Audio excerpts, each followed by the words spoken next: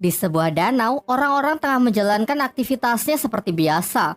Di sana ada seorang ayah yang mencoba menghibur anaknya dengan melakukan beberapa atraksi renang di danau itu. Ia pun cukup sukses membuat anaknya tertawa gembira. Namun tak lama setelah itu sang ayah tidak lagi nampak di permukaan, yang kemudian diikuti dengan air danau yang seketika berubah warna menjadi merah darah. Sangat tragis, ternyata pria malang itu telah dimangsa oleh siluman danau. Kemudian datanglah seorang pendeta yang mengaku sebagai pembasmi siluman. Sebut saja Boy. Dengan ritual-ritual yang Boy lakukan, ia berhasil membunuh seekor ikan pari raksasa, di mana ia mengeklaim bahwa makhluk itulah yang selama ini menjadi monster danau. Warga pun dibuat sangat senang karena kini merasa telah aman. Tak lama setelah itu datanglah seorang pemuda bernama Jiang. Jiang mengatakan bahwa ikan pari itu bukanlah siluman danau. Sedangkan siluman danau yang asli kini masih berkeliaran bebas di dasar danau. Boy yang merasa diremehkan sebagai pembasmi siluman tak terima dan malah menuduh Jiang yang hanya bocah ingusan tak tahu apa-apa. Kemudian Jiang malah diikat agar tidak banyak bicara. Semua orang yang merasa sekarang keadaan sudah aman melakukan selebrasi dengan berenang-renang ria di danau itu. Tetapi naas karena ucapan Jiang ternyata terbukti.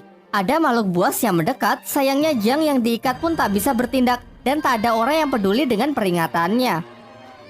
Alhasil korban pun bertambah, sementara sisanya yang sangat ketakutan berusaha kembali ke darat. Namun ternyata darat juga bukan tempat yang aman karena siluman itu bisa menjulurkan lidahnya untuk menarik mangsa. Cara terakhir yang bisa Jiang lakukan adalah menyuruh semua orang agar tidak panik dan tetap di tempatnya.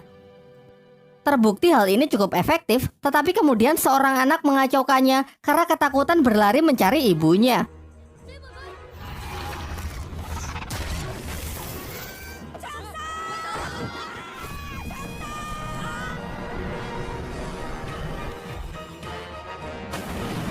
Sang ibu yang tidak bisa menerima kenyataan itu pun frustasi dan menjeburkan dirinya ke danau untuk menantang siluman itu. Disinilah akhirnya siluman itu menampakkan dirinya yang ternyata memiliki wujud yang sangat menyeramkan. Selanjutnya ada seorang bayi yang juga hendak jatuh ke danau. Beruntung Jiang yang telah berhasil terlepas datang menyelamatkannya. Jembatan mereka pun patah yang secara kebetulan memerangkap siluman ikan itu. Bersama Boy, Jiang memanfaatkan kesempatan ini untuk melemparkan ikan itu ke darat. Tetapi karena perbedaan berat yang lumayan jauh, mereka pun kesulitan melakukan hal itu. Para warga yang berusaha membantunya pun juga sia-sia. Kocaknya lalu datang seorang wanita gemuk yang berhasil melontarkan siluman itu ke darat. Siluman yang kehabisan waktu melemah sehingga berubah ke wujud semula yang menyerupai manusia. Warga yang emosi berniat menghakimi siluman itu dengan berbagai senjata. Namun Jiang menghentikannya dan memohon agar diberi kesempatan untuk menyelesaikan tugasnya ini sebagai pembasmi siluman profesional. Lantas ia pun segera membuat persiapan dengan mengeluarkan senjata andalannya yang ternyata hanya sebuah buku kumpulan lagu anak-anak. Dengan ritual ini harapannya ia bisa memberikan siluman itu pencerahan. Tetapi aksi kocaknya ini tidak menghasilkan apa-apa, justru siluman itu malah emosi dan berbalik menyerangnya. Tiba-tiba datanglah seorang pembasmi siluman wanita bernama Duan yang menghentikan siluman itu, menghajarnya dan menyegelnya di sebuah kantong ajaibnya. Lalu ia menemui Jiang untuk memastikan apakah dia juga benar-benar seorang pembasmi siluman. Jiang berusaha meyakinkannya dengan menunjukkan buku ritualnya yang ia percayai dengan kumpulan lagu anak-anak itu bisa membuat siluman menjadi baik.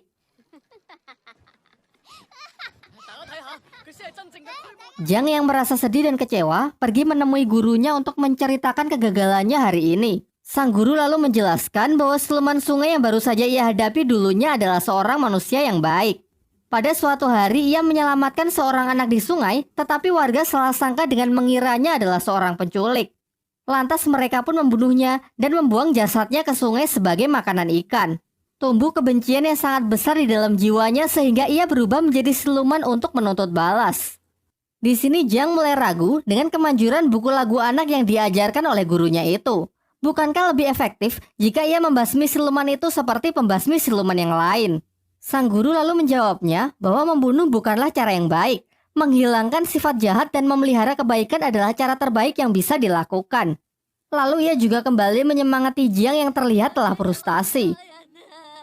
Di tempat lain, dua orang remaja datang ke sebuah restoran di tengah hutan. Di sana mereka disambut ramah oleh pelayan yang menunjukkan menu makanan, yaitu puluhan daging babi panggang. Sebagai langkah akhir, si pelayan mempertemukan mereka dengan bosnya, seorang pria glowing yang mempesona. Sampai pria itu membuka mulutnya yang ternyata sangat mengerikan. Mencoba melarikan diri, di sana mereka baru sadar kalau ternyata puluhan babi panggang itu perutnya berisi jasad manusia. Beberapa lama setelahnya, Jiang juga mendatangi restoran itu. Di dalam, ia melihat para pengunjung lain yang sangat menikmati makanannya. Namun bagaimanapun juga ia ini adalah seorang pembasmi siluman. Dengan mata batinnya, ia dapat melihat mayat-mayat yang berserakan di tempat itu. Ketika ditunjukkan menu babi panggang, dengan jelas ia melihat perut-perut babi itu dipenuhi oleh daging manusia. Kemudian Jiang memberitahu pelayan itu kalau dia ini adalah pembasmi siluman. Sampai pada akhirnya Jiang mengakhiri sandiwara itu dengan memukulnya. Tetapi nyatanya ia belum cukup kuat untuk bisa mengalahkannya. Beruntung Duang, si pembasmi siluman wanita sebelumnya datang untuk mengambil alih pertarungan. Dengan mudah ia dapat menghajar siluman-siluman itu dengan sangat brutal. Meskipun kalah jumlah, ia jauh lebih unggul dengan menggunakan gelang-gelangnya sebagai senjata untuk menghancurkan para siluman itu.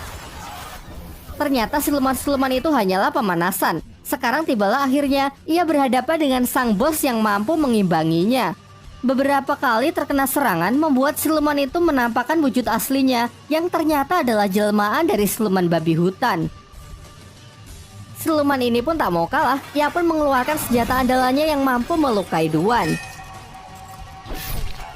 Begitu ada kesempatan, Duan langsung menyuruh Jiang untuk membantunya dengan mencium siluman babi itu. Awalnya Jiang menolak karena melihat siluman itu memiliki wajah yang sangat mengerikan. Sampai secara tak sengaja ia melakukannya yang membuat siluman babi itu tersedot di dalam dirinya.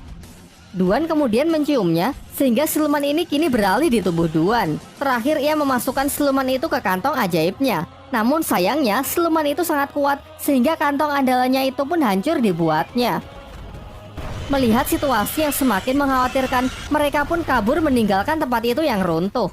Tiba di sebuah sungai yang aman, Duan membuka pakaiannya dan menyuruh Jiang menekan luka di dadanya untuk menghentikan pendarahan. Jiang yang memiliki cita-cita menjadi biksu pada awalnya menolaknya. Namun karena ini mendesak, ia pun dengan terpaksa melakukannya. Namun ternyata Duan memiliki perasaan yang lebih kepada Jiang, sehingga kini ia meminta Jiang untuk menciumnya. Tak ingin khilaf, Jiang pun menolak dan segera meninggalkan tempat itu. Besoknya Jiang kembali menemui gurunya. Sang guru menceritakan mengenai kisah dari siluman babi yang dihadapi Jiang. Siluman ini dulu adalah seorang pria baik hati bernama Gong. Tetapi semasa hidupnya, ia diperlakukan diskriminatif karena memiliki wajah yang sangat jelek seperti babi. Meskipun begitu, Gong berhasil menikahi wanita yang amat ia cintai. Sayangnya sang istri malah berselingkuh dengan seorang pria tampan. Dan ketika ia mempergoki istrinya itulah, ia kemudian dibunuh menggunakan garpu tanah bermata 9. Karena kebencian yang sangat besar tumbuh di dalam jiwanya, Gong pun bangkit menjadi siluman dan bersumpah akan membunuh siapapun yang ia temui. Setelah mengetahui hal itu, Jiang meminta gurunya untuk membantu dalam mengalahkan siluman babi yang sangat kuat itu. Tetapi sang guru menolak dengan alasan masih sibuk bekerja. Ia kemudian menyarankan kepada Jiang agar meminta bantuan kepada Sun Wukong, sang kera sakti yang kini dikurung di bawah Gunung Lima Jari selama 500 tahun oleh sang Buddha Agung karena kesalahannya menentang aturan langit. Sebelum pergi, sang guru berpesan supaya Jiang berhati-hati karena Sun Wukong ini sangat sakti dan memiliki banyak akal licik. Tak lupa ia juga memberikan buku lagu anak untuk menghilangkan kebencian di dalam hati Wukong. Singkat cerita, Jiang berangkat dengan melintasi suatu hutan. Tetapi di sana ia malah terperangkap oleh sebuah jebakan. Kemudian datanglah kereta pemilik jebakan itu. Mereka adalah sekelompok orang yang mengaku dari barat yang bertugas membunuh siluman sekaligus membunuh pembasmi siluman. Di dalam kereta itu juga keluar beberapa orang lagi yang menjadi tawanan dari geng ini. Geng ini lalu menginterogasi mereka satu-satu, dan jika ada yang terbukti terdapat pembasmi siluman, maka akan segera mereka eksekusi. Jiang yang ketakutan pun mulai ragu untuk mengakui profesinya. Tetapi kemudian Duan mendekat dan mengatakan kalau mereka ini adalah suami istri yang sedang bertengkar. Jiang mencarinya ke hutan dan secara tak sengaja ia malah terperangkap. Demi untuk membuktikan hal itu, geng tersebut meminta mereka agar melakukan hubungan suami istri. Berbeda dari Duan yang sangat bersemangat, Jiang menolak karena ia adalah seorang biksu. Akhirnya karena tak ada pilihan lain, Jiang pun nyaris bersedia. Sampai ia menemukan sebuah fakta kalau ternyata senjata yang tertancap di tangan Duan hanyalah sebuah mainan. Dari sini pun terungkap bahwa ini adalah sandiwara dari Duan yang sangat mencintai Jiang. Secara terang-terangan ia ingin menikahinya, memiliki seorang anak dan hidup bahagia. Namun dengan tegas Jiang menolak karena ia menginginkan cinta yang lebih besar, yaitu cinta dari Sang Buddha Agung. Hal ini membuat Duan patah hati, kemudian memukuli Jiang, bahkan sampai mengurungnya. Hingga mereka dikejutkan oleh kedatangan Gong si siluman babi yang ingin menghabisi mereka. Lalu Duan meminta Jiang agar turun dari kereta karena ia ingin menabrakkan kereta itu ke siluman. Kereta itu pun hancur berkeping-keping. Jiang sangat cemas melihat Duan yang sepertinya terluka parah. Jiang merasa sedih dan seakan menyesali perbuatan ia sebelumnya. Namun lagi-lagi ini adalah sandiwara Duan untuk mengetahui isi hati Jiang yang sebenarnya. Gong yang terpental ternyata tak terluka sedikit pun dan siap melancarkan serangannya lagi. Beruntung datang seorang kesatria tangguh yang memiliki kekuatan hewan buas. Ia berhasil menandingi Gong yang membuat Gong ingin melarikan diri.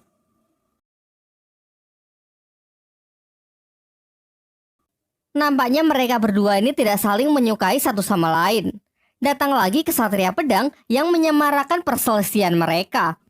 Meskipun ketiganya adalah pembasmi siluman yang sangat sakti, tetapi mereka memiliki sikap sombong yang hanya mementingkan popularitas semata. Jiang yang merasa muak berniat pergi melanjutkan perjalanan.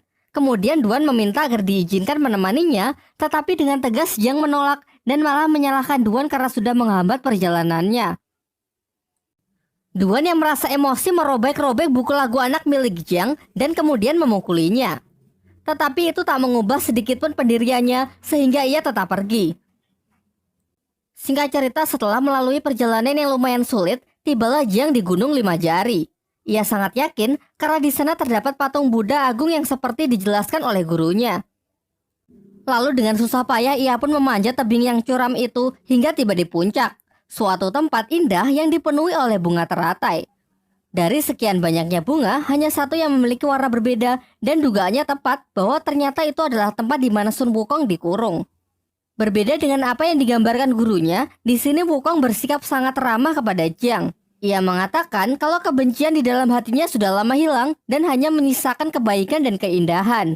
Lalu dengan senang hati ia ingin membantu Jiang dalam menjinakkan siluman babi. Ia menyuruh Jiang untuk mengambil sebuah jimat di tempat itu yang dikenal sebagai mantra api suci.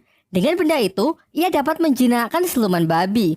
Tetapi ternyata Jiang tidak mudah untuk ditipu. Ia menyadari kalau jimat itu adalah sebuah mantra yang digunakan oleh Sang Buddha untuk menyegel Wukong. Seketika sifat Wukong pun berubah 180 derajat yang memperlihatkan sifat aslinya sebagai siluman yang sangat berbahaya. Tetapi sepertinya Wukong memiliki mental illness. Secara paksa, ia mencoba keluar dari tempat itu yang membuat dirinya terkena siksaan cambuk dari kekuatan Sang Buddha. Jiang lalu menasihatinya, jika Wukong bersedia membantunya untuk menjinakkan siluman babi, maka dengan sendirinya kebaikan akan tumbuh di dalam jiwanya, sehingga suatu saat ia bisa keluar dari tempat ini. Awalnya Wukong menolak, tetapi ia berubah pikiran setelah Jiang memberinya sebuah pisang. Wukong lalu menjelaskan bahwa siluman babi ini sangat menyukai pesona wanita yang menari di bawah sinar rembulan. Dengan cara itu, ia bisa memancing siluman babi ke tempat ini. Tetapi masalahnya, di sini tak ada wanita. Sampai Duan datang yang ternyata telah mengikuti Jiang karena merasa khawatir. Ya, meskipun Jiang masih terlihat kurang senang dengan kedatangannya. Tidak punya pilihan lain, Duan yang tidak bisa menari pun diajari beberapa gerakan oleh Wukong. Singkat cerita, di bawah cahaya rembulan Duan menari sembari diiringi musik oleh Jiang. Dari sinilah akhirnya Jiang menyadari bahwa Duan tidak seburuk yang ia pikirkan dan sedikit menyesali perkataan kasarnya sebelumnya. Akhirnya siluman babi itu pun terpancing untuk datang ke tempat itu. Wukong lalu memanggilnya untuk masuk ke dalam lubang dan dengan sihirnya ia berhasil mengubah wujud siluman babi itu menjadi babi kecil yang menggemaskan. Kini dengan mudah Duan pun bisa memasukkan siluman itu ke dalam kantong ajaibnya. Setelah semua itu usai, Duan kembali mengungkapkan perasaannya kepada Jiang. Ia memberikan cincin kepada Jiang sebagai bukti perasaannya. Namun sayangnya Jiang yang masih berharap menjadi biksu bersikeras menolaknya, bahkan sampai berniat menghancurkan jarinya sendiri. Duan yang merasa sangat patah hati akhirnya pun sadar bahwa cintanya memang bertepuk sebelah tangan dan kini ia tidak akan berharap lagi. Ketika mereka akan berpisah, Wukong mengatakan bahwa sudah lama ia tidak melihat indahnya cahaya rembulan karena terhalang oleh teratai putih. Jiang yang bersimpati mencabut teratai itu, tetapi ternyata itu adalah sebuah segel yang sebenarnya. Alhasil tempat itu pun runtuh dan kini Wukong berhasil terbebas. Ia menampakkan wujud aslinya dan berniat membunuh Jiang. Jiang yang sudah terpojok lalu berdoa kepada Sang Buddha yang membuat Wukong semakin emosi. Ia menyiksanya dengan mencabuti rambut Jiang sehingga membuatnya botak. Tak lama setelah itu datanglah 3 pembasmi siluman yang sebelumnya, yaitu Kesatria Hewan Buas, Kesatria Kaki, dan Kesatria Pedang. Pada awalnya Wukong diremehkan karena perawakannya yang sangat kecil. Mencoba unjuk kebolehan Kesatria Hewan Buas maju terlebih dahulu untuk melancarkan serangannya. Tetapi dengan mudah Wukong dapat mengatasinya dan malah memakan kesatria itu hidup-hidup. Giliran Kesatria Kaki yang menyerangnya menggunakan injakan telapak kaki raksasa. Pada awalnya ia sangat sombong dan yakin dengan kakinya itu dapat mengalahkan Wukong. Namun karena tubuh Wukong yang terlalu keras, kakinya pun malah berlubang. Terakhir Kesatria Pedang membuka kotaknya yang berisi beberapa pedang kecil. Dengan mantra yang ia rapalkan, pedang itu pun berubah menjadi sangat tajam dan langsung melesat ke arah Wukong. Wukong lalu menangkap pedang itu, namun ia malah ikut terlempar ke udara.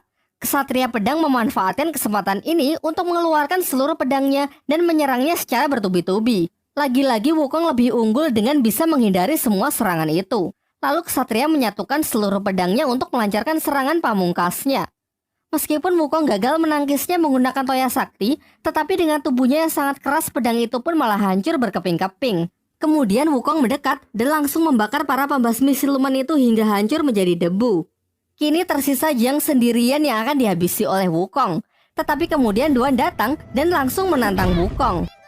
Sayangnya apa daya level mereka terpaut terlalu jauh.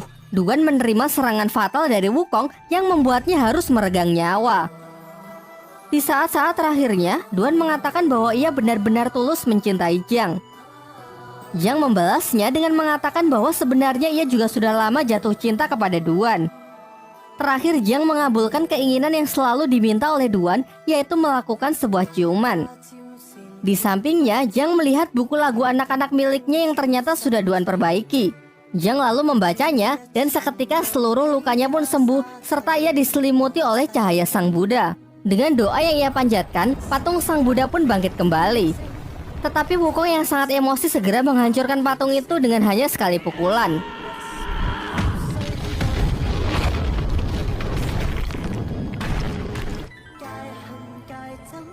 Tidak berhenti sampai di sana, di angkasa Sang Buddha Agung muncul dan menyerang Wukong dengan jurus tapak Budanya. Wukong mencoba menahan sekuat tenaga hingga berubah ke wujud kera raksasanya. Tetapi nampaknya meskipun ia keras sakti sangat mustahil menahan serangan sekuat itu.